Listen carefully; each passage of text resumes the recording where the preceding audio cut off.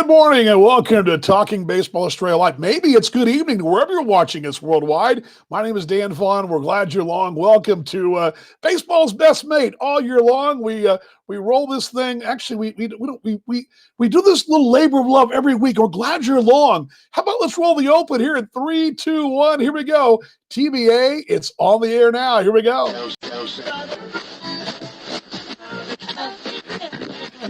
It's Talking Baseball Australia. It's baseball updates you'll really love. The MLB and ABL news you want with Paul Morgan and Dan. And we are glad you're here. Dan Vaughn with you. Paul Morgan will be joining me in just a moment. I'm bring that down there. I have a little producing the fly here as I unmute his mic and bring him on. He's having his morning cup of coffee. It's good morning to you in the West. It's good evening in North America. We tie the knots, connect the dots, however you want to say it. Baseball's Best Mates on the air. Paul, my friend, my partner, how you doing, mate?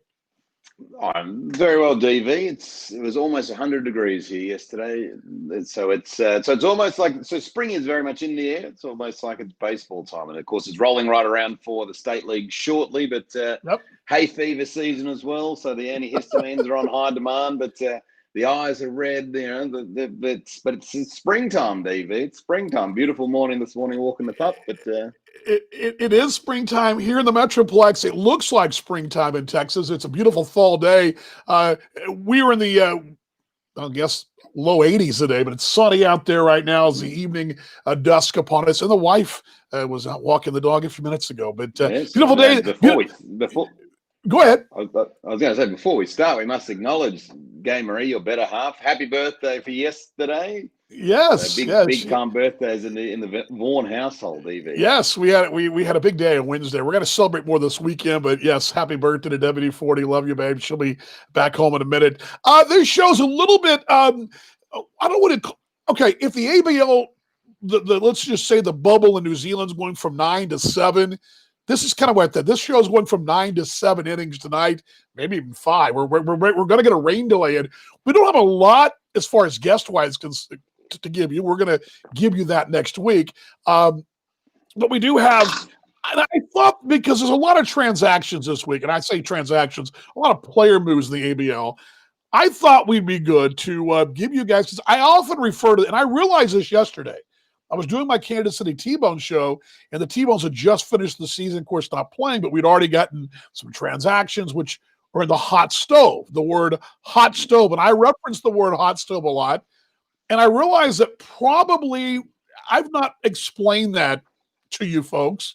And I went through a whole thing with my T-Bone Faithful North America yesterday about what is the hot stove. So I'm going to give you a short video in a moment on the origins of the hot stove. So when you hear me talk about hot stove, and we're coming out of the hot stove in the Australian Baseball League. We're in the last couple of months, really, of the hot stove. So the winter into spring, in hope springs eternal. We're going to talk about that in a moment.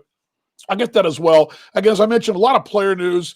I mean, they're left and right. I mean, it's just they keep coming to you. We won't go into a lot of detail with. We're going to go through the details with those, and also kind of give you guys a chance to ask your questions and comments through the show and all that.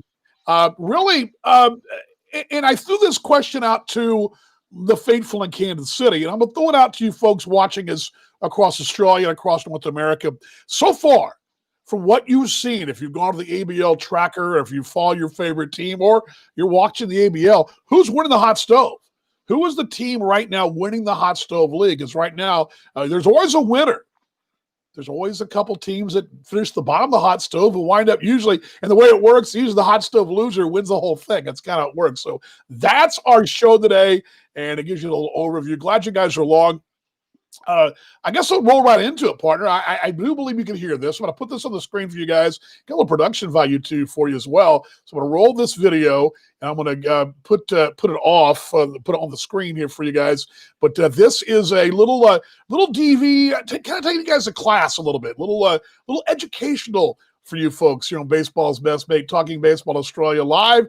Let's go ahead and roll the video. And this is actually, just to set this up for you guys, this came off the Steakhouse which was taped yesterday and aired yesterday live in North America, the T-Bone Show. So you're going to see the different graphics. So don't freak out. You're still watching the show, but I'm going to go ahead and get that to you right now. So let's go ahead and pull up the screen. And there we go. Here is a little lesson from DV.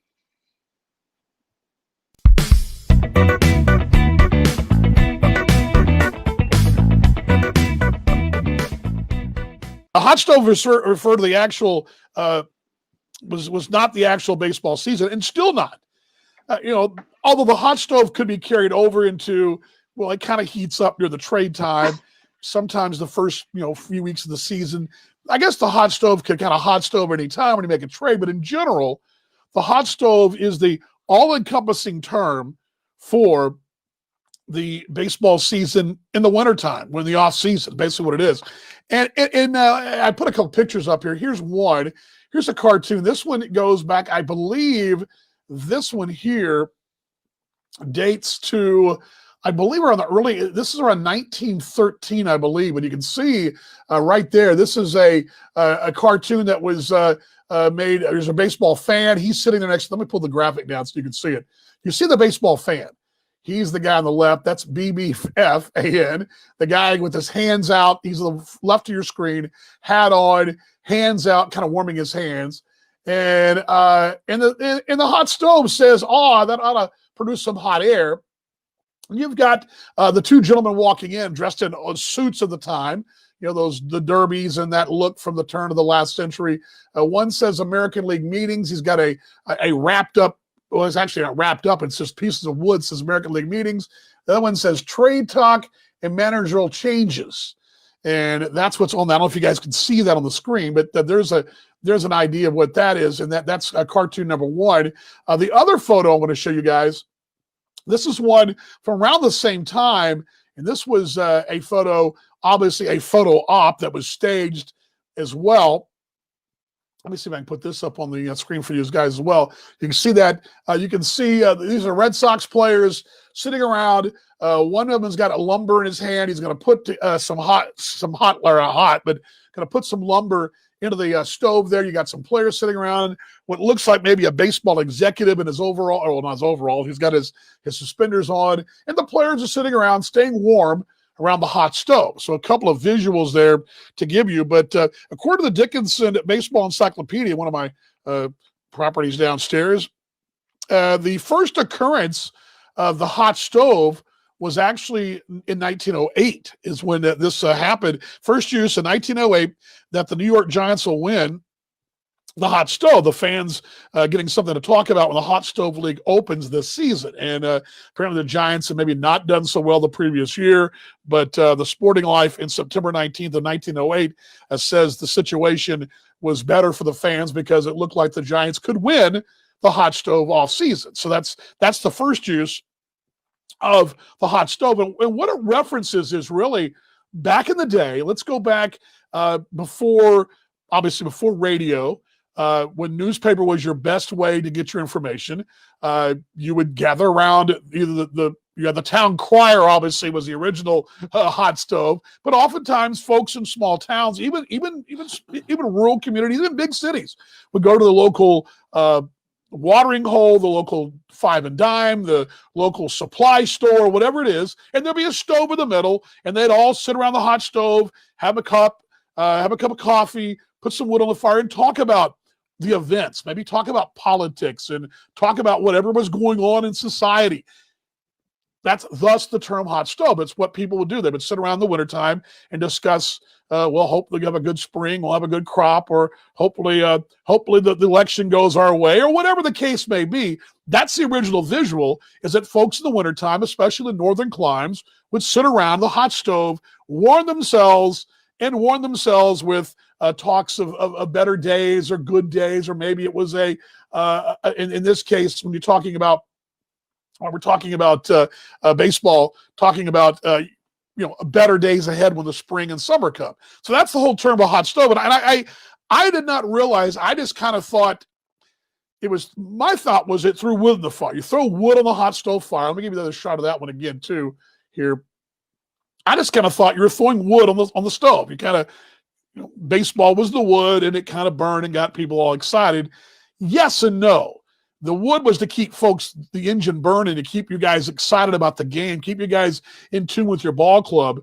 And you threw that hot stove wood on there, player trades, manager signings, comings and goings of the rosters around the league. Who looks better this time of year than others? And that's where it all came from. But that goes back to the turn of the last previous 2 centuries, when folks in communities all across the country would sit around, warm their hands by the winter fire, chat about the day, and also, oh, by the way, the hot stove baseball league, which also in hockey is there's actually a television and radio program in hockey that's for years has also been called the hot stove. So it goes back. A couple of things too.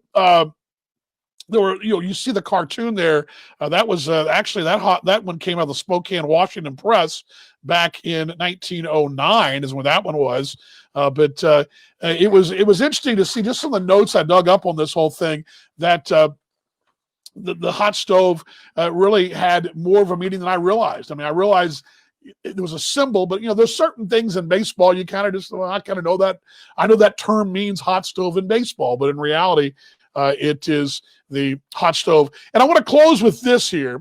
And actually, you know what? I'm going to table this. You know what? I'll read it now. Why not, right? I'll read it now because I got something else for you guys to close with. Okay, here is this poem that was published in 1910 in the Washington, D.C. Sunday Star, and it's called the Hot Stove League. And it closes with these lines, and I'll read these lines to you. I've read these poems before to you guys, but here are the lines here. Let me read this to you. Let me kind of pull this up so you guys can get a better look at my face here. What if the plays are built of smoke and laughed to scorn by men? They have to but light their pipe to play them or again. There are no dubs in the hot stove league. Every guy is a star, by Jove. I'm not sure who Jove is. For every galoot slams the ball and snoot around the old hot stove, I'll let them play their games and dreams with never a fault or bull. With one hand grabs of double plays and home runs with bases full. But what a corking team we'd have if we signed every cove. And they'd all play ball all like they do in the fall around the old hot stove. Thus, the hot stove was something you always win. So back in the 1900s, the fans were the same way they are now. You always look great on paper in November, December, and on to January, February, March. Maybe not so good in July and August, but the hot stove, you're always a winner as the hope springs eternal in the spring. But a couple of cool things there. And just, again, a hot stove could be politics, weather, but in general, it talks about the hot stove of baseball. But that's where the first mentions and also the origins of the hot stove. That's today's Wednesday's Wisdom here on the show.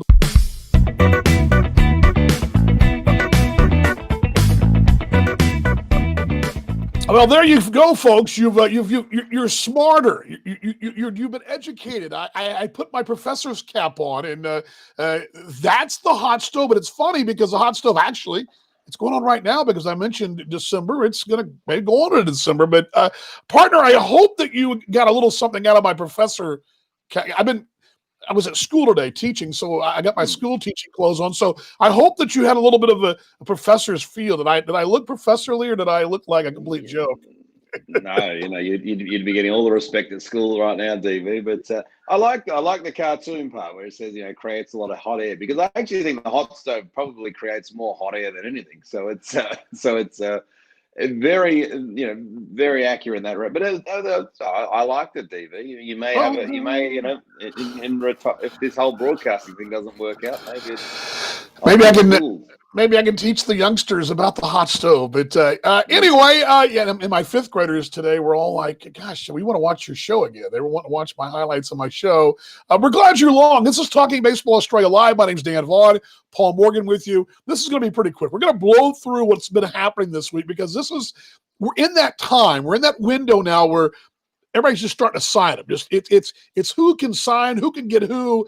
And most of the teams have all been fairly steady, but it's really picking up. And I want to start off. First off, I asked the question earlier, partner, and I'll just ask you: what do you think, hot stove wise? Do you think anyone right now? I mean, we kind of agreed last week that Melbourne was kind of doing what they do. Anybody else out there before we dive into these headlines that's standing out to you? That's you're going, I'm looking forward to seeing this roster to play.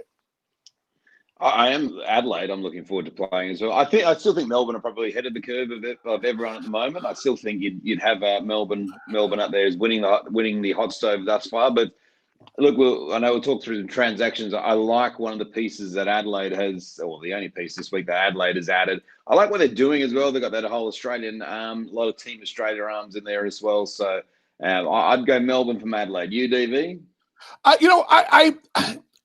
I kind of course, obviously, Melbourne is the way that we've been talking about. I'm with you. I find Adelaide intriguing. You got to remember that they were right there last year on the cusp. They were in the finals. I think that's exciting. I think that the flashiness of obviously the big league signings of Auckland are pretty exciting, but I think Adelaide lurking in the weeds. Although I do like, and this is what makes this league so fun. We can make a case for a lot of folks, but then I looked this week, and we're going to get to the Erasmus signing in a moment with Brisbane.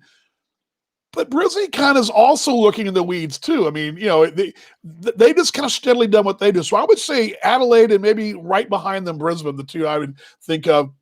And let's start with what's been going on. We will start with actually, I'm kind of getting them in order here. Actually, this is not the headline, but we'll go ahead and I'm going to flip flop them here. This is not the headline of the day. This is actually from yesterday. But a young Australian catcher, Chris Burke, re-signed 4th season. This kid's 19. He's been playing for 4 seasons. I mean, that jumped out at me right there. But yeah, we talk about this. And when these rosters are made up, you got to have your complementary pieces, these youngsters. This is a guy you got to have, world select guy, had some time with under 15s, under 18s. This is your future national team member, I would think, down the road. And this is just one of those guys you got to have. A nice pickup there, and just to get the band back together, the young catcher, Burke. Yeah, we talked about it last week with Alan December becoming the manager, who's going to be behind the dish for the Aces. So nice to see Burke involved as well. For a moment there with the hot stove, I thought, will they have a play at Alex Hall or not? They had the Morley Eagles ties with Luke Hughes, or I thought maybe he might go over there as well. But yeah, good pickup, and I like what I see there. But and this guy here on the screen now, DV, he's the one that. Boy, I think there's so much upside to him. There's so much upside. I think the Heat have let this one slip. I don't know what's happened, but this is the second pitcher that the Heat have let go, and it's an interesting move. I will say that. I'm with you on that. Again, we're not trying to dogpile anybody either, so don't take it that way. But this is if you're talking about a guy like Burke being a young gun. This is one of those kind of guys too. You're thinking you need these pieces, and I've always liked Noonborn. I think he's a young guy that again, as you said, has a high upside. I mean, this is a guy that I mean, Giants fans should be pretty fired up to have. I mean, I don't know the story there. I don't think here's the deal. We know Lachlandale well, and Lachlan's probably watching. He was watching earlier. We're going to have him on as his roster comes together. We'll get him on, and we'll talk more with him as I'm actually pulling up the chat here to kind of see what I missed. But we're going to get the folks in Perth as they kind of, I guess, for lack of a better word, play catch up, I suppose. We'll get that. I will say this. If you're a Heat fan, I will say this. Lachlandale has proven time and time again the ability to put together a roster. Now, yes, he's a mate of ours, but he's proven time and time again. I hate to see this young man go, but he's proven time and time again being able to put together a roster. So, are you talking me off the ledge, partner, or am I too close to the ledge here? No. I think I think Newborn is he's a terrific young guy as well as just as a person in general. He's a terrific young guy, and he's a guy that he was part of the college system up in North Iowa, came back to Perth, probably looking for an affiliation deal. Of course, was part of Team Australia when they took on the Doosan Bears. Really is at that cusp though, and I guess for Mitch's standpoint, I actually know nothing about any of this, to be perfectly honest, but I would assume that perhaps he didn't feel like he didn't get enough opportunity last season, and maybe in Adelaide that the opportunity to throw a bit more is there. But yeah, an opportunity big time. Yeah, and one more thing to mention too. This is not uncommon for this Victoria Western Australia deal. He's not the first, obviously, to go. No. I remember, obviously D. San Miguel was the biggie a few years back. But you've got like Scott Mitchinson who relocated there, and remember Scott Plague was living in Victoria, going back and forth for one season. And there may be something behind the scenes there. We're going to find out. There may be something behind the scenes as well. Maybe perhaps he's. That it's a situation where he is going to be there. I mean, that all could go into it as well. And, that maybe, by the way, that poem, the word was Jove is God. I appreciate that, GM. I could count on my English professor wife to know that because I read the poem and didn't even know what Jove meant. I was like, what does that mean? So that makes sense. But, yeah, that's a tough one. Let's continue down the transaction sheet here. A big leaguer coming to the mix as we move down. We're just basically going, it's pretty, at least going to order. Drew Anderson pitched for the White Sox last month, as a matter of fact. He was going to find himself with the Aces again. And I think this is one of those that kind of got lost in the shuffle because some of the younger pieces, and maybe he's not recognized. Maybe he's not a guy that was in the big leagues for 2 or 3 years. But he's a guy that was in the big leagues recently, and I should probably. I mean, he's probably on top form. Right-hander, 4 hits and 1 and a third. His only appearance to the White Sox in the 8th, but part of a very deep White Sox organization, who, by the way, is a sleeper for a lot of folks in the big leagues this year in the postseason. But a big leaguer recently. I think this is a bigger piece of news than maybe a guy that was in the big leagues 3 or 4 years ago. Yeah, and you're right, DV. And it's not that often that you get guys come who are in the big leagues. As you say, it was there this year. And the White Sox are not like the White Sox of 5 or 6 years ago. They're a real, as you say, Dan, they're a sleeper team. There's no reason why they couldn't possibly win the World Series this year. And this is another, this is another one, Dan, that the Aces they're like got their octopus tentacles throughout North America. And they're just, they are just so far ahead of any other team at the moment in terms of just recruiting in North America. It's unreal. And that's something we talked about last week in detail. And Mick Warren, for example, I remember I talked about the whole staff, the whole front office. They made their trips over there. But you throw in their players who played North America, their young prospects who are over there in North America, this front office's belief in North America, you're right. It's like tentacles everywhere, and it's huge. And Alan De San Miguel was quoted. I'm kind of paraphrasing his quote, but he's like, "Hey, how often do you get a chance to see a guy who was in the big leagues last month? You're going to get a chance to see one." I'm impressed. I mean, what they're doing. I mean, we rave about what they've done, and no doubt that the Claxton Shield was theirs for that reason. So all good there. Another one we were talking. This is a guy I've always loved. I mean, I've always loved. I mean, there's certain names. The Perkins name comes up. The Nielsen name comes up. The Kennelly name, the Perkins name. Those are names that when I hear these names, certain names in this league, I like.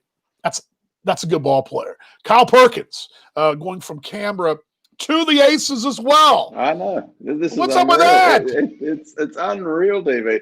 In a city that's in lockdown too. There's nothing appealing about the city right now. They're still starting to put him. They can't even go anywhere. Hey, you guys we'll come lock down there. What do you guys want us to do? You want us to sell food or beverage? We'll do that. I mean, we will come. I mean, heck, we'll come lock down with you guys. But again, go ahead. I'm sorry. No, I was just going to say, it was funny last week we talked about, remember we had, if we wind the clock, we talked about, names in franchises, and we mentioned Perth is Kennelly's, and you've got these guys, and Perkins was the ones that come to mind in Canberra, and then it always happens. Like, mark my word, like in about 2 hours of time, you'll see a bunch of transactions happen again. Yep. Just missed the show, but it's we'll close our eyes and boom, the Aces just signed 4 more. But I want to give you the quote. I love this quote, and I'd love to get him on the show because I'd love to find out. And I'm reaching out to Colin Willis to get him on the show in a couple of weeks. But I want to find out what goes in. I think this quote tells you a lot right here. He says the culture and environment that Melbourne has created is second to none, and I'm proud to be an Ace. And how many times have you and I said that one word, culture? Mm. it goes a long way. I think that, I mean, it's X's and O's or balls and strikes or how you make your lineup card. That's one thing. But culture, and that tells me that's a young man who that knows it's important in this game, that culture matters. Yeah, and it's crazy as well, DV, because you look from afar and you sort of, and we've had the privilege of being able to go around to all these stadiums in Australia and spend some time with these ball clubs, and I would have thought the culture was pretty strong in Canberra and the Cavalry as well, and but like this show is not, it's not an Aces love fest, but it's just like No, they are just they are just no. not that they are just absolutely not missing a beat from a team that was, if you rewind the clock back a couple of years ago, they had a new ownership group that they were going to Albert Park. It sort of all fell in a hole.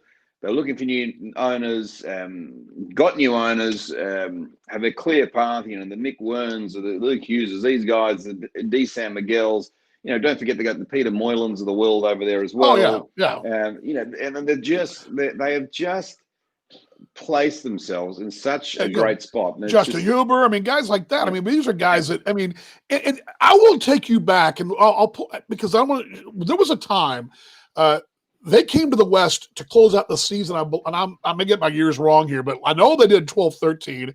I believe 16-17 and maybe 15, back-to-back years, 15-16, 16-17. And they came West in three of those times. Two of them, they were not in the mix. One, they had to come in and win to get in, and they didn't. And the other two times, they came in at the end of the season. But you saw some pieces there. We saw a young Lewis Thorpe, for example. We saw some young kids. But it took that nucleus. It took the North American nucleus, a cultural change, and all that into one big, as we call it in the States, gumbo. Gumbo, you throw it all in one big thing, one big pot, and that's what makes the whole thing taste great. And that's what's happened. They've got this great baseball gumbo, and we've seen that over the years. So speaking of club, that a guy that I love this guy. This is a guy for Brisbane, Justin Erasmus. He talk about some track record. This is a guy that's seen baseball all over the world. He's played, basically 3 different continents. 3, 4. Am I missing one? Maybe at least, maybe 4 if you count South Africa where he grew up. But back moved to Australia when he's younger. But this is a guy that has pitched at a high level, and he's also part of that group that's won Claxton Shields. If you're a Brisbane fan, this is one of those guys, those links that got you those shields. This is an A+ signing, I would think. I agree with you, DV. It's a nice signing for the Bandits, and it's he's another one. He's another one of those pieces. He's a Darryl George in Melbourne. He's a Tim Kennelly in Perth. It's Justin Erasmus in Brisbane. Like that. That's just that. But it's just nice to get this stuff out there, and know who's coming back and know who's not. But he seems like he's been around since the start of the ABL, and he keeps on going. But he's got to close in on Matt Williams' record for most pitching appearances. My notes tell me right here, as I'd forgotten even to mention that 30-year-old right-hander made 11 appearances last year. But he's a guy, when I close my eyes, think of the Bandits and think of him and guys like Sutherland and the Nielsen's, those kind of names pop into my head when I think about those Brisbane Bandits. But big one. One I don't have a photo of, but I want to mention the Bandits too have dug into the Japanese pool. Masura Nakamura joined the Bandits as he returns to the Australian Baseball League. Spent 10 seasons with the Ham Fighters in the Nippon He played in the Japanese big leagues. This is a guy that's got big league pedigree in Japan, compiling a 4.07 in 10 years ERA, 10-year career in the big leagues over there, off and on. 2010 was his best, was his debut year. 60 appearances, 51 starts that year. 28-year-old from Japan again, Masura Nakamura. Do you know much about him? I know the name. I know him because I remember looking up and following, especially after Yu Darvish signed or was posted in the States back prior to that. I started looking at the Ham Fighters roster more often. I do know the name. This is a guy that's got some track record and he's got the pedigree in the Japanese big leagues, and also will help that depth for Brisbane. He'll be dangerous as well. And I imagine the next week or so, and we know that Brisbane have they have a link to, I think they had a link with Taiwan and now sort of Japan as well. So I'd imagine you'll see a couple more pitches come out of Japan and Taiwan and various other parts of the Asia region in the next couple of weeks. But it just, again, explosive players and fun to watch, and it's it's still hot, that stove though, DV, isn't it? Yeah, it's still hot. Yeah, we're going to have Mark Reddy on. Mark Reddy is going to be on with us next week. As a matter of fact, we're working that out right now. I think I told you this, Paul, in my text, but Mark and I are working at a time to tape one interview for next Friday's show, so we're going to work on that. But looking for Mark, appreciate taking the time to do that for us too. But we'll get more insight into Brisbane. It's been also a busy week for them. Wrapping things up, we kind of get the rest of the hot stove here. Let's see here. Dean Aldridge, boost the bullpen for Canberra. You see him on the screen there. 26-year-old, 9 appearances last year for the Blue Sox. He's coming over from Sydney. I believe, if memory serves, he's a Tiger farmhand, I believe. That sounds correct. Played with the Tigers organization back in the mid-2000s, 2012 or so. Mostly a reliever in the Tigers system, but New South Wales, 3 state league appearances from Manly last year, and he's coming over to Canberra. He'll join the boss man, Manaroa, who's there as well as they're at the nation's capital. But there is what. Let me just stop here, and we didn't see this 10 years ago or 6 years ago, whatever. 10 years ago we weren't doing this, but we didn't see this 5-6 years ago. You're seeing it. I remember it was a big deal when Boss went from one place to another, but now you're seeing guys cross state lines. And that's something you and I championed early on. I'm glad to see that, aren't you? Yeah, I think if memory serves me, I think it was Matt Williams who was perhaps the first one who went from Sydney to Adelaide. Adelaide, yeah. In memory serves, and then that sort of was, because it's probably the first 3 or 4 seasons of the ABL. I don't think really anyone ever moved anywhere, and then it was Matt Williams moved. I remember that being such a big deal that someone was huge, was changing teams, because it was still so much of that Claxton Shield model, which of course was the state-based competitions at Western Australia. So it's it'd be unheard of if the NFL went to if there was state championships and Clayton Kershaw was pitching for Texas, it'd be unheard of if he went and signed for Ohio or something. Yeah, so they moved away from that model, and now I guess the guys are sort of looking at, smartly, they're looking at sort of, is this where's the best opportunity for me as a professional ball player? Where's the opportunity for me from a work standpoint?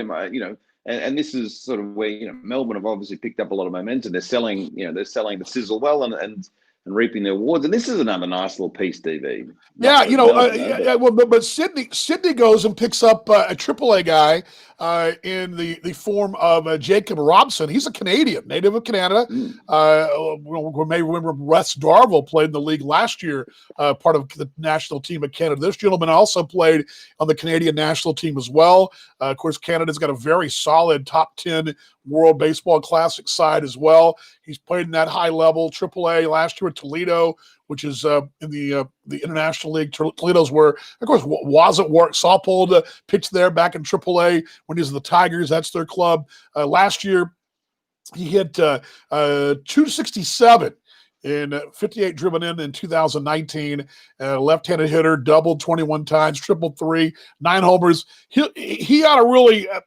He ought to play well in the league as far as power numbers. I think he's my early sleeper for the batting champion. I think this is the kind of guy that you'd see should jump right in the ABL, do very well. He was also a Tigers organizational all-star a couple of times. I mean, this guy's got plenty of time at AA, AAA. He also played, you've heard me talk about this before, guys. He played in the Southeastern Conference, one of the 2 best baseball conferences, maybe 3, collegiately in Division I of the States. The SEC, the Big 12, and the Pac-10 are pretty much Pac-12 now. But Mississippi State is where he played. The same school Dak Prescott, Cowboys great, played football at. But Mississippi State hit 290 in college. Just a guy that is played in the Dominican Republic as well. I mean, he's the kind of guys, you look at him, and I think, this is guys could be a batting title contender right away. This is a great signing to go on that lineup card that City's already got a pretty deep card as well. It was when you were talking, Dan. Immediately, as sort of digesting his ability, my thoughts straight away went, boy, this guy is absolutely made for the ABL, isn't he? This is the guy time and time again that we've seen win a batting title in the ABL. Yeah, So he reminds me a bit with more experience.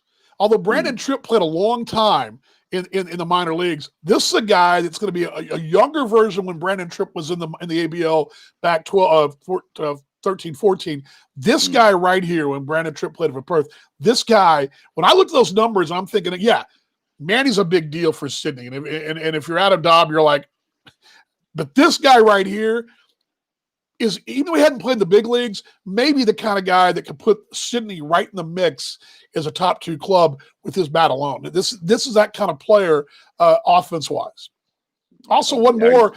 I'm sorry about that. I didn't mean to step on your toes there, bud. I was just saying, I agree with you, DV. That's it. Yeah, and the final piece, they also Michael Campbell re-signed as well, 5th ABL season, 282 hitter, 123 ABL ball games of those Blue Sox. Heart and soul of their ball club is what the quote was. He's one of those guys. He's one of your guys. You got to have your locals. This guy fits the mold. I kind of had slept on him a little bit too, but I looked his numbers up. Impressive in the ABL again, 282 in the league. 123 ball games, not too shabby. And you're putting pieces around him. This makes your lineup card that much deeper. Yeah, I've liked him for a long time. I think he's a great ball player, and I think that quote spot on. Again, when you think Sydney, like, he is probably the heart and soul of the ball club right now, and nice to see these little bit of pieces. And again, you put other pieces around at DV, and you start building out yourself a contender. Yeah, you start with a contender, which is what you got to do. And one more, I want to, and that pretty much wraps up the stove. And we're getting pretty much the tail end of the show here, but I want to pull up one little thing here to give you guys quickly here. But as we wrap that up and pull that down, I think my script is correct. We are. We're a former Adelaide pitcher, David Holmberg. We mentioned him a little bit last week. We were talking about how Milwaukee was on the doorstep of winning an American Association title. You're going to hear a lot about the American Association this year in the ABL. Yeah. But Dave Holmberg he basically parlayed his winter season into a great summer season in North America, which is the goal. Remember, this is a winter season for North American players, including Australian players who play in North America. This is their tune-up time, and this gentleman he started game 1 and game 5. He took a no-hitter. This guy took a no-hitter into game 5 for the Milwaukee Milkmen into the 8th inning. Washington swings a high fly to right. Colts are turning and looking, and that ball is long gone. Solo home run, David Washington. Milwaukee leads 1-0. 2-1. Champion as well. Driven into left center field. Roaming back is Ryan Brett. He looks up, and that ball is long gone over the wall for a home run. Today from the American Association, which I think it's a high fly to left. Ryan Brett heads back a few steps, maybe deep enough to score the run. Brett is underneath and he makes the catch. Tice tags at third, the throw comes in, it won't be in time. Tice scores. Sacrifice fly to today. Great Major League Baseball yesterday. Swing and a miss, strike 3. And the Milwaukee Milkmen are champions of the American Association 2020. So there's some partnerships, sharing rules. And after this strange, challenging, for players to go from and very rewarding affiliated ball. So big news today from the States as well, partner. Yeah, well, you froze up, DV, so you might just have to rewind back to go talk about the MLB affiliation. Sorry about that. I freeze up. Sorry about that, guys. But quickly as we close this thing out here, there was a big news today in the States. Major League Baseball announced that, of course, yesterday, the Independent Baseball Atlantic League was going to be part of the not part of Big League Baseball. It's a focus league, a partnership. It's going to be a partnership with Major League Baseball, and that's what happened yesterday. Today, the Frontier and the American Association, both those leagues, also signed on to be partners. They're not going to be affiliated with, say, the Yankees or Dodgers, but it's a larger affiliation with Major League Baseball. So, for example, the Kansas City T-Bones will have a affiliation with all of Major League Baseball, making it easier for players to come and go. rules, maybe something they want to experiment with, they'll try it down at the American Association. So very big for players coming from Australia to play in North America, and for players in the ABL going over. It's a great opportunity to get even more eyeballs on you from Major League Baseball. So that happening today as well. Final thoughts there, partner, on the hot stove special, I guess it was. Yeah, no, I think the stove keeps on rolling. And the last question I was going to ask you, DV, unscripted, but we don't really talk about Major League Baseball much at the moment, but that's almost next week we move into the postseason. For anyone out there, who's your pick, and who's the best value roughie in your opinion? You know, I love the White Sox story. I think that's an interesting story. And I say story. It's not the story. They just play good baseball. I like that club.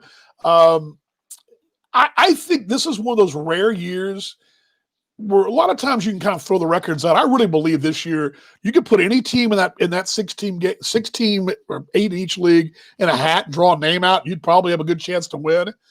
Usually it's not that way, but I think this year you've got a really good chance, especially past the wild card round. Like the White Sox, especially. I don't know. They stand out to me. They've been as consistent of a ball club there's been the last 5 or 6, 7 weeks, which is basically what the whole season's been. That's where I like. What about you? I still like the Minnesota Twins. I still think they've got something going. I like the White Sox as well. The problem is when you look at the brackets now, if the season ended today, they take on the Yankees, and the Yankees, they were terrible for a while. Then they went on that 11-game win streak or something, and sort of peaking at the right time. I like them. Go Cubs, go might be okay too. Well, and here's the deal too, and I think what you're seeing. This is what makes this season such a hard thing to make if you want to be a punter and make a wager on this. Yeah. Because these small sample sizes you don't really know what to go by, and it really could be literally. It happens every year. One team gets really hot late, but this year more than any team can get hot late and catch lightning in a bottle, and boom, can win. That's what makes this thing so tricky to pick, because there's not a long body of work to say this has been going on all year. Because as you mentioned, the Yankees have been playing really, really good late. They didn't play good for a while. They're playing good now. And, that's how you start, how you finish, so to speak. But also, I believe in the great game of baseball that your whole body of work, if you're consistently playing well all year, winning series, you should be okay. But should be fun, man. We're going to talk a little bit more about it next week, right? Yeah, they'll be taking that right-hand turn into the postseason. And, World Series baseball comes down the road to you soon, DV. Just down the road.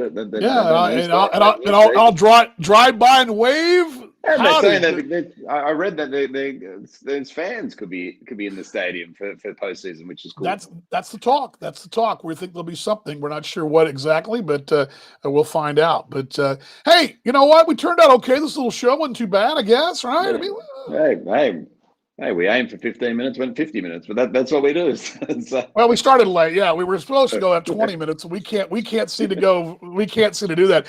Next week, I mentioned we'll have a Brisbane Bandit centric. We won't be all Brisbane Bandits, but we are going to talk to Mark Reedy next week about the Bandits and about what he's been doing there. We'll talk about the logo change and color, the changes they went through, and just the culture. I love their culture too. We've kind of slept on them a little bit. I think we're looking forward to hearing from him, and I love looking forward to hearing more about his letter to the fans and all that. So that'll be next week on the show. Same time, same place, right, partner? Sounds good to me, DV.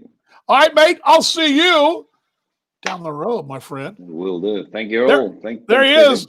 Paul Morgan, it's time to shut this thing down, folks. Baseball's best mate, Talking Baseball Australia. Of course, follow Paul on Twitter at Paul Morgs. I'm at Dan Vaughn Jr. Of course, you can also follow us at Talking Baseball Australia, at TB Australia, and also our Facebook page. You're watching us right now live. We're glad you're here. Again, thanks for joining us, for stopping by for, would it be for 1 minute, 5 minutes, the whole show. If you're watching on replay, thank you. Share it. Tell folks about us. Our passion is your passion. It's baseball's best mate, Talking Baseball Australia. The time I hate the most is when we had to roll the close. So let's roll it and shut this thing down for a week. We'll see you guys next week on Talking Baseball Australia Live, baseball's best mate.